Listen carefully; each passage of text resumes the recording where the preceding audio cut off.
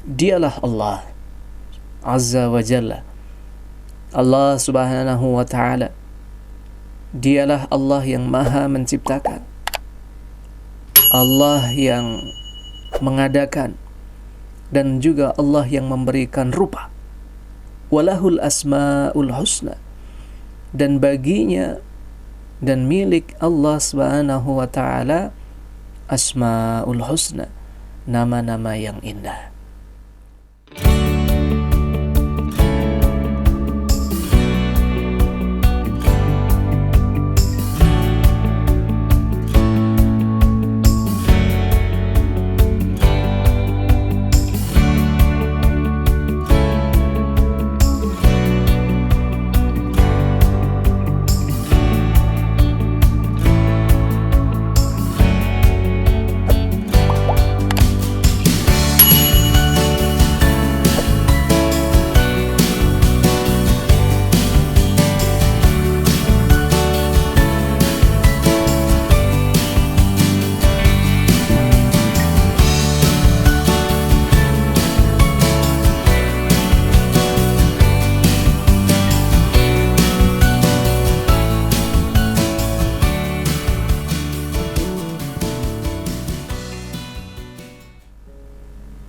Assalamualaikum warahmatullahi wabarakatuh. Alhamdulillahilladzi bini'matihi tatimus salihat wa bifadlihi tatanazzalul khairati wal barakat. Allahumma salli wa sallim wa barik ala nabiyyina Muhammad wa ala alihi wa sahbihi wa man tabi'ahum bi ihsanin ila yaumil mi'ad. Sahabatku yang dirahmati oleh Allah, rahimani wa rahimakumullah. Di akhir ayat yang kita ketahui masuk dalam juz ke-28, yakni surat Al-Hasyr, ayat yang terakhir Allah berfirman, Wallahul khaliqul bari'ul musawwiru lahul asma'ul husna. Dialah Allah Azza wa Jalla, Allah Subhanahu wa Ta'ala. Dialah Allah yang maha menciptakan, Allah yang mengadakan, dan juga Allah yang memberikan rupa. Walahul asma'ul husna, dan baginya dan milik Allah Subhanahu wa Ta'ala asma'ul husna, nama-nama yang indah. Saudaraku, sahabatku rahimani wa rahimakumullah, pada kesempatan kali ini kita akan mentadaburi, mempelajari, mengambil hikmah yang bisa kita implementasikan dalam kehidupan kita sehari-hari dari Asmaul Husna, nama-nama indah milik Allah Azza wa Jalla. Nah, saudaraku yang dirahmati oleh Allah, Asmaul Husna secara bahasa saja berasal dari kata asma dan husna. Asma adalah jam'un min ismin, bentuk jama' dari ismun. Apa itu ismun? Nama. Nama-nama yang indah milik Allah Subhanahu wa Ta'ala, yang jumlahnya kata Rasul 100 kurang 1, yakni 99. Pagi hari ini kita akan mempelajari satu saja nama Allah dalam Asmaul Husna, yang keniscayaan yang akan kita raih adalah kemudahan kita untuk mengambil hikmah, mengimplementasikan hal-hal baik dalam kehidupan kita dengan mempelajari satu nama Allah dalam Asmaul Husna, yakni Al-Karim. Allah Subhanahu wa Ta'ala berfirman dalam surat An-Naml ayat yang ke-40, Falamma ra'ahu mustaqirran 'indahu, maka tatkala Sulaiman alaihi salam melihat singgasana itu terletak di hadapannya, qala, maka ia berkata, hadza min fadli rabbi, Ini termasuk karunia Rabbku, kata Sulaiman.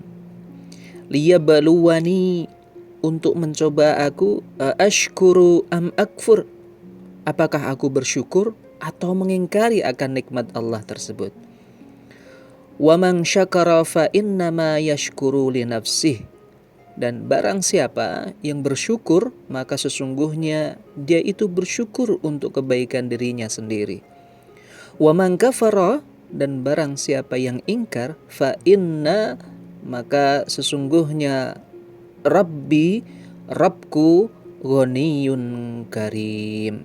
Fa inna Rabbi ghaniyun karim, maka sesungguhnya Rabbku maha kaya lagi maha mulia. Sahabatku, ini diantara dalil terkait dengan Allah yang maha mulia, satu di antara 99 asma Allah yang indah. Sahabatku yang dirahmati oleh Allah Subhanahu wa taala, dalam Mu'jam Maqayisul Lughah, Ibnu Faris rahimahullah mengatakan bahwa karam, yakni karama yukarimu, memuliakan, itu menunjukkan dua makna. Jadi Allah yang maha mulia ini kita bisa melihat dari katanya, yakni karam, yang berasal dari tadi karama yukarimu, yang salah satu maknanya adalah kemuliaan. Sahabatku rahimani wa rahimakumullah, begitu juga untuk memperjelas makna Allah yang maha mulia ini, Ibnul Qayyim Al-Jauziyah rahimahullah itu mengatakan bahwa Al-Karim, Allah Al-Karim ini adalah zat yang suka memberi kebaikan yang amat banyak. Amat banyak itu tidak terbatas, dengan mudah dan sangat gampang. Dan kebalikannya adalah pelit itu ya, yang sulit, jarang memberikan, mengeluarkan, menyampaikan kebaikan, dan seterusnya. Jadi sampai di sini teman-teman sahabatku rahimani wa rahimakumullah, ini menunjukkan bahwa Allah Al-Karim ini betapa Allah memiliki kemuliaan yang bermakna bahwa Allah itu adalah zat yang suka memberi kebaikan, kemanfaatan, kemuliaan kepada siapapun itu, kepada makhluk-makhluknya itu, gitu kan, dengan sangat mudah. Dan kebalikannya tadi, bahwa kebaikan yang diberikan dengan sangat mudah, yang sangat banyak itu kebalikannya adalah pelit, gitu kan. Dan Allah itu maha mulia, memberikan kepada orang-orang, kepada makhluk-makhluknya. Nah, saudaraku, sahabatku rahimani wa rahimakumullah, Allah Azza wa Jalla berbuat baik kepada seluruh makhluknya itu tanpa sebuah kewajiban yang mesti mereka kerjakan.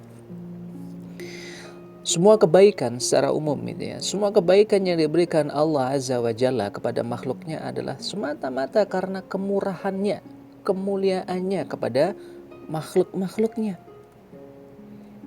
Al-Karim, yakni yang mulia dalam segala hal, yang amat banyak pemberiannya dan kebaikannya, yang sangat mudah dan sangat gampang. Artinya sangat mudah dan sangat gampang itu Allah memberikan dengan, kalau bahasanya kita itu, nggak awel itu ya, nggak kesulitan itu ya. Baik diminta ataupun tidak, ini secara umum kita harus pahami.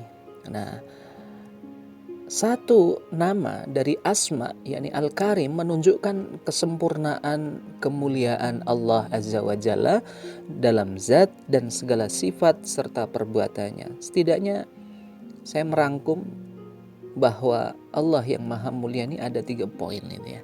Apa itu? Yang pertama, bahwa Allah Azza wa Jalla, Allah yang maha mulia dalam zatnya.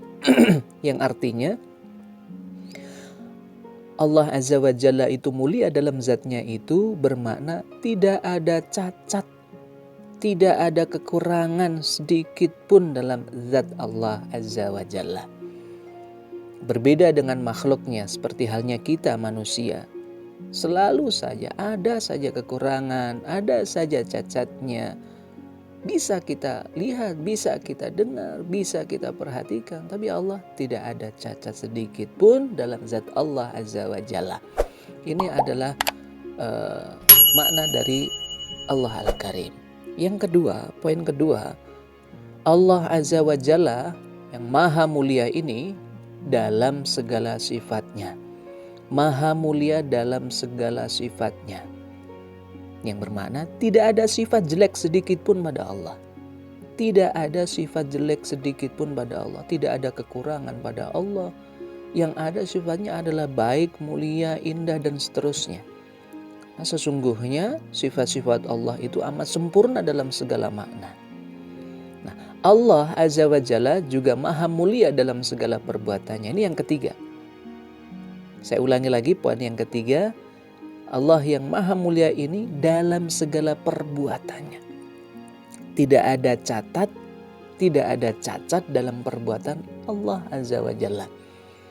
Sesungguhnya segala perbuatan Allah Azza wa Jalla itu penuh dengan berbagai macam hikmah, kebaikan bagi hamba-hambanya, bagi makhluknya.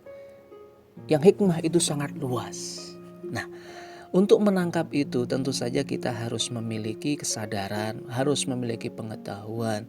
Maka penting bagi kita untuk mentadaburi, baik itu ayat-ayat kauliyah dalam Al-Quran ataupun ayat-ayat kauniyah.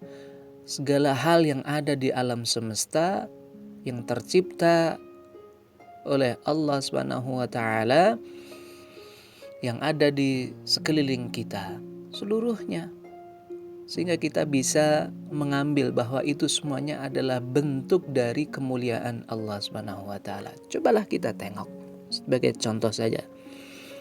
Misalnya makhluk Allah, hewan lah misalnya, atau tumbuhan lah misalnya, burung, ayam, ataupun hewan-hewan lagi yang lain, atau tumbuh-tumbuhan lagi yang lain.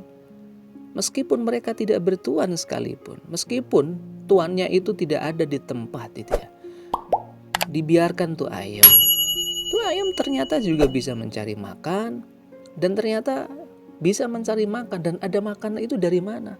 Itu qadarullah, karena menunjukkan bahwa Allah itu maha mulia, memberikan kebaikan yang diperlukan oleh hambanya itu dengan amat mudah.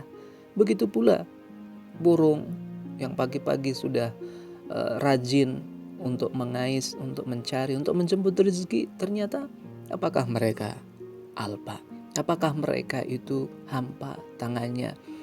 Artinya tidak mendapatkan rezeki sedikit pun. Oh, ternyata Allah maha mulia, memberikan, menyiapkan rezeki yang dibutuhkan oleh makhluk-makhluknya. Nah, belajar dari sini semoga kita semakin sadar bahwa segala hal yang ada pada diri kita itu adalah datangnya dari Allah, sebagaimana yang disampaikan tadi seperti kisahnya Sulaiman alaihi salam.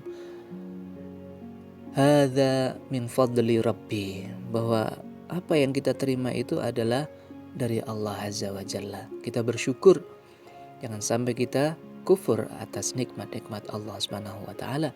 Maka adik-adikku, sahabatku semuanya, gunakanlah nikmat-nikmat Allah itu dengan sebaik-baiknya. Jangan sampai kita ingkari, pergunakan dengan baik. Ketika dipergunakan tidak baik, maka itu berarti mengingkari. Na'udzubillah, tsumma na'udzubillah.